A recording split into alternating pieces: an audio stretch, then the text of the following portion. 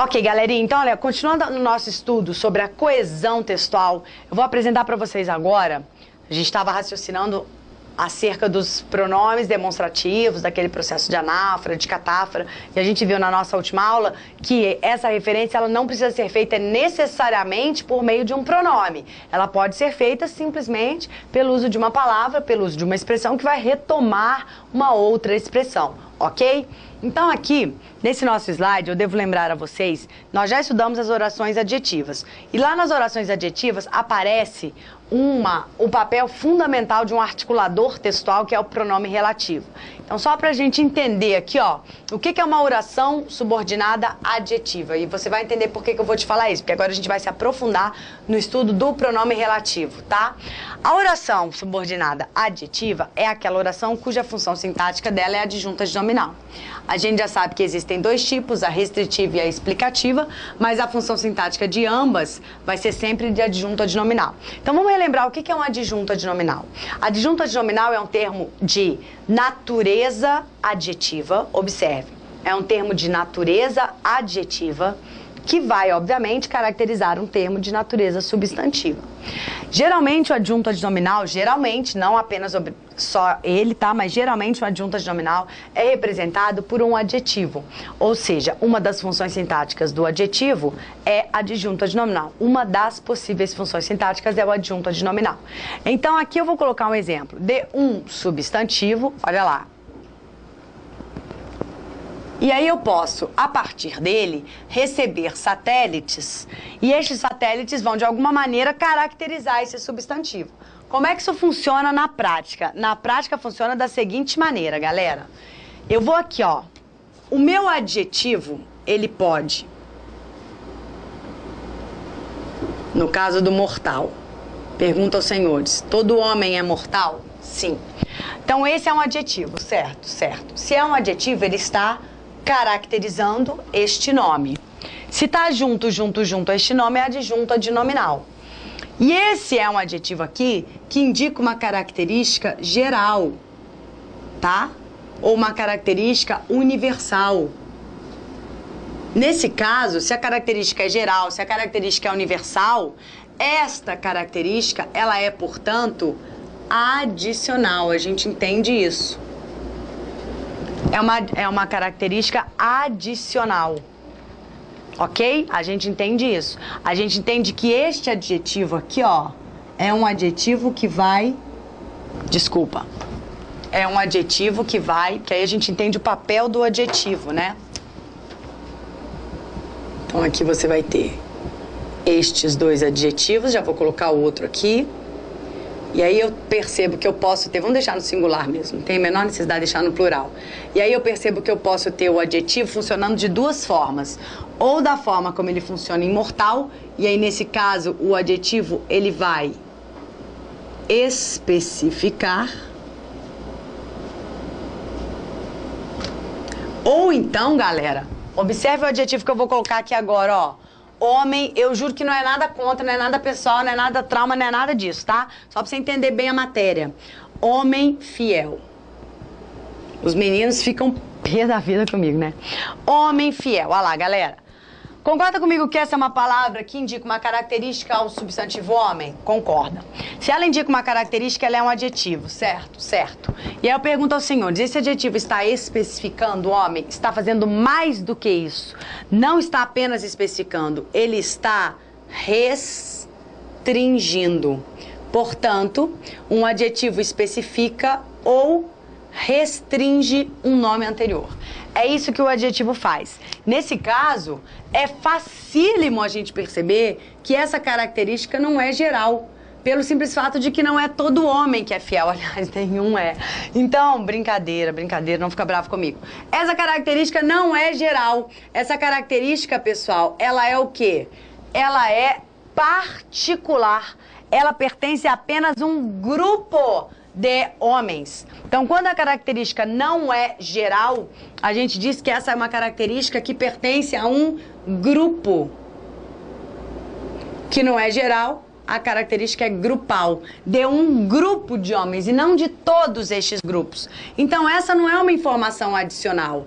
Esta é uma informação, quando a característica é de um grupo apenas, tá? Não do grupo todo. Não vou nem colocar grupo, porque aí eu fico com um pouquinho de receio de você achar que é do grupo todo. Vamos colocar assim, ó. Quando essa característica, ela é de algum ser específico, tá? De alguns seres do conjunto, vamos colocar assim, ó. Não, Ih, meu Deus. A característica é de uma, ó, a mão, toda suja. A característica é de parte do conjunto. Ali a característica é de todo o conjunto. Aqui a característica é de apenas parte do conjunto. Essa informação não tem mais um caráter adicional, mas sim um caráter essencial. Ou seja, sem esta informação, eu não consigo me comunicar de forma eficiente. Por que eu não consigo me comunicar de forma eficiente? Pelo simples fato de que, se a característica é geral, todo mundo tem.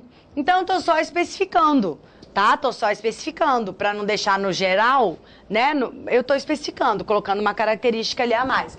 Mas se é uma característica geral, galera, todo mundo tem. Se todo mundo tem, tanto faz eu colocar ou não aquilo ali. Por isso que a gente entende como uma informação adicional.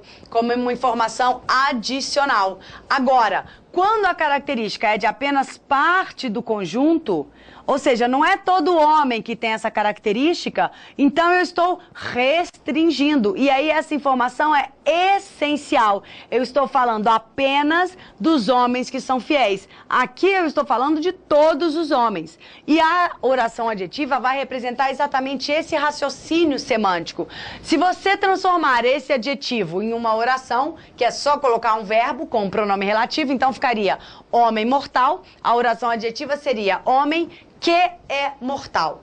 E se você transformar esse adjetivo em uma oração, ficaria homem que é fiel. Significa então dizer que o homem que é mortal é uma informação adicional. Essa oração me dá uma informação adicional. Continua sendo um adjunto adnominal, eu não falei? As duas me dão a função de adjunto adnominal. As duas exercem esse papel porque das duas maneiras eu estou caracterizando um nome. Então eu tenho a natureza de caracterização. A única diferença é a minha característica, ela pode especificar, então ela pode meramente especificar e é uma característica, portanto, geral a todos do grupo, ou é uma característica que pode restringir. Então é uma característica a apenas uma parte do conjunto, uma parte daqueles que estão no grupo. Isso vai configurar duas tipologias diferentes de orações adjetivas. São elas a restritiva e a explicativa. A restritiva estabelece essa semântica de uma característica peculiar a uma parte do todo. A explicativa estabelece a semântica de uma característica geral para o grupo. Exatamente o que a gente fez ali, só que agora transformando em orações.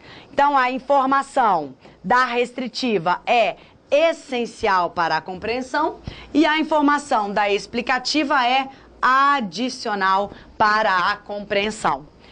Em termos de vírgula, de pontuação, e nós gravamos os vídeos de pontuação ontem, então está bem recente aí, as nossas últimas aulas foram as aulas de pontuação mesmo, você deve ter observado que eu deixei bem claro para você que o critério de utilização da vírgula é um critério sintático. Aqui não seria diferente. Eu vou separar por vírgula a oração adjetiva explicativa exatamente porque ela me dá uma informação adicional. Toda informação adicional, tá? Ela me dá uma informação adicional. Basta você se lembrar do aposto explicativo. O aposto explicativo também te dá uma informação adicional, assim como a oração adjetiva explicativa. Por essa razão, ela vem separada por vírgula. Ela vem separada por vírgula. Uma vez que a oração restritiva não me indica uma informação adicional, pelo contrário, uma informação essencial, uma informação que faz parte daquele sintagma de maneira única, né? Faz parte daquela unidade, então eu não posso colocar uma vírgula ali. Nesse caso, então, na oração adjetiva restritiva, eu não tenho a presença da vírgula, ok? Na oração adjetiva restritiva, galerinha, eu não tenho a presença da vírgula. 2 exemplos para a gente fechar o raciocínio com chave de ouro. Os alunos que passaram no concurso sem vírgula. Sem vírgula, ó, vamos lá, passo a passo. Eu tenho aqui a presença de uma informação que caracteriza alunos, de alguma maneira. Estou passando para o meu leitor uma característica desses alunos. Passaram no concurso, característica de aprovados, ok? Agora, a maneira como essa característica se relaciona aqui com os alunos vai ser formulada de acordo com a identificação dessa oração adjetiva. Já que essa oração adjetiva está sem vírgula, então o meu raciocínio vem todo para cá, para o campo da restrição. Meu raciocínio vem todo para o campo da restrição. Ou seja, se é restrição, eu pego todos os alunos e vou restringir. Vou pegar apenas uma parte desses alunos, e uma parte desses alunos foi a parte que passou no concurso. E aí, como essa informação é essencial, é peculiar a uma parte do todo, esse adjunto adnominal não vem separado por uma vírgula. Então, essa é uma oração subordinada adjetiva restritiva. Mais importante para sua prova é você compreender o valor semântico, a ideia que ela te passa. Ou seja, de que maneira essa oração articula a ideia do termo anterior. Diferentemente do segundo exemplo, os alunos, vírgula, que passaram no concurso, vírgula. Da mesma forma que eu tenho uma característica dos alunos aqui no exemplo de cima, eu tenho uma característica dos alunos aqui no exemplo de baixo. Aqui no exemplo de baixo, ok? E aí, galerinha, no exemplo de baixo, a única diferença é que essa característica passa a ser uma característica do campo da explicação. Portanto, uma característica que é geral. Todos os alunos passaram no concurso. Por isso que eu coloco entre vírgulas. Se essa característica é uma característica que pertence a todos os alunos, então é uma informação adicional. Por isso ela vem separada por vírgulas. Esta aqui seria uma oração... Seria não, é, né? Uma oração subordinada adjetiva explicativa. Às vezes o aluno se confunde por uma mera falta de atenção. Ele diz o seguinte: mas Rafaela, como é que eu vou saber se todos os alunos passaram no concurso ou não? É diferente. Eu sei que todo homem é mortal. Eu sei pelo meu conhecimento de mundo, pela minha apreensão da sociedade, eu sei que todo homem é mortal. Aqui eu não sei se todos os alunos passaram. Olha, meu querido, você vai saber pelo texto. A vírgula vai te dizer isso. Se um autor escreve um texto colocando uma oração adjetiva entre vírgulas, o autor te passa esta informação. Leitor, todos os alunos passaram no concurso. Da mesma forma, se o autor não utiliza-se das vírgulas, ou melhor, não se utiliza das vírgulas, então ele está fazendo uso de uma informação restritiva. Em outras palavras, ele está falando assim para você: leitor, nem todos os alunos passaram no concurso. Nem todos os alunos passaram no concurso. Em outras palavras, é isso que ele está querendo dizer para você. Então, estamos aqui apresentando a oração restritiva e a oração adjetiva para a gente compreender como é que funciona a dinâmica dos pronomes relativos. Então, vamos lembrar o seguinte: as orações adjetivas, elas são introduzidas por pronomes relativos, correto? E uma vez introduzidas por pronomes relativos, o aluno tem que ter claro na mente dele o que está aqui na primeira frase. Eu gostaria que você pegasse a sua canetinha Lumicolor e grifasse isso aí. Aquela canetinha parecida mesmo, entendeu? Pode grifar isso aí. Pronome relativo, galera, é uma palavra que tem dupla função. Pronome relativo é uma palavra que tem dupla função, tá? Pode grifar isso aí. E que dupla função é essa, tá? Por que ele tem dupla função? Porque ele tem uma função semântica e uma função sintática. Não é ou não, hein, gente? Olha a viagem. É e. Então, ele tem ao mesmo tempo... Todo pronome relativo é assim. Todo pronome relativo, ele tem uma função sintática e uma função semântica. O que é a função sintática? Significa dizer que o pronome relativo exerce uma função sintática na oração. Rapidinho, não perde o raciocínio, só para você relembrar, aqui estão as funções sintáticas. Quais são as funções sintáticas? Aqui estão elas, ó. Sujeito e predicado, objeto direto, objeto indireto, adjunto adverbial, agente da passiva, adjunto adnominal, predicativo, complemento nominal, aposto e vocativo. Então você tem um vídeo para cada uma dessas funções, nós detalhamos bastante isso. Só para você se lembrar, nesse momento do curso, como é que eu dividi o estudo das funções sintáticas no nosso curso, da seguinte maneira: sujeito e predicado, esses dois primeiros termos aqui, são os chamados termos o quê? Essenciais de uma oração.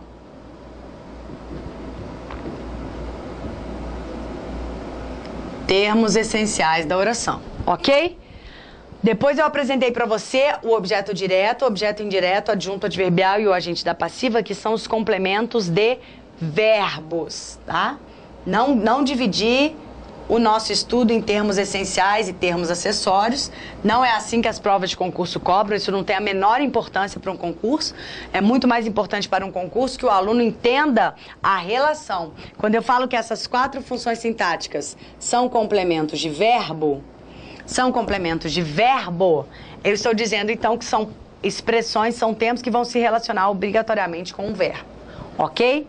Depois eu apresentei para vocês esse conjunto de 4 funções, os chamados complementos de nomes, que são adjunto adnominal, predicativo, complemento nominal e aposto. Estes aqui são os 4 tipos de complementos de nomes. Aqui são os possíveis complementos de verbos, ali são os possíveis complementos de nomes, e ainda mostrei para você o vocativo, que é o chamado termo independente da oração. Ou seja, ele não faz parte do sujeito nem do predicado. Independente. É o termo independente da oração. Não faz parte do sujeito nem do predicado, beleza? Então, galera, essa é a ideia. Só para relembrar aí, são essas 11 funções sintáticas. Então, se eu digo para você que o pronome relativo exerce uma função sintática na oração, é porque aquela palavrinha, o que, o qual, os quais, etc., vai exercer uma destas funções sintáticas aqui, ok? Claro, né, galera? O predicado não, porque o predicado é aquela parte que tem o verbo, e um pronome, ele jamais vai substituir toda a parte que contém um verbo. O pronome não tem esse poder. O pronome substitui nome, não substitui verbo, tá? Então, o predicado, obviamente, o pronome relativo nunca vai exercer essa função. Agora, sujeito, ele exerce. Os 4 complementos verbais, ele exerce. E os 4 complementos nominais, ele também exerce, ok? E o vocativo também não vai exercer essa função, porque o vocativo é o chamamento, é a palavra, né? Tá? Ok, então, feitas essas considerações, para você relembrar que, então, uma das funções sintáticas do pronome relativo é exercer um desses papéis aqui, um desses papéis dentro da oração. Isso é a função sintática, é o papel que o pronome exerce dentro daquela estrutura oracional. Pronto, é isso. Agora, a outra função do pronome relativo, por isso que eu coloquei aqui, ó, fazem parte de uma estrutura da oração que o contém. Isso é que o pronome relativo faz, tá? Ele faz parte da estrutura da oração que o contém. Agora, a segunda função do pronome relativo é a chamada função semântica. Você deve se recordar desde o início do nosso curso que eu chamo a atenção para o valor da palavra semântica. Isto aqui é um sinônimo para significado. Quando eu falo em semântica, eu estou falando da ideia, do sentido, do significado. Dizer que o pronome relativo tem uma função semântica é dizer que ele vai representar a ideia de um termo anterior. Nada além disso. Dizer que um pronome relativo tem também uma função semântica é porque aquela palavra representa a ideia de uma palavra ou de uma expressão anteriormente aparecida no texto. Então, a função semântica do pronome relativo é essa, é a de retomar a ideia de um termo ou de uma expressão. Lembrem-se disso, ó. Semântica combina com ideia, combina com significado, tá ok? Semântica combina com ideia, combina com significado. Então, retomar a ideia do termo ou de uma expressão. Significa dizer que o pronome relativo representa, significa uma palavra ou uma expressão. E na função sintática, significa dizer que o pronome relativo exerce uma função sintática na oração. Ok?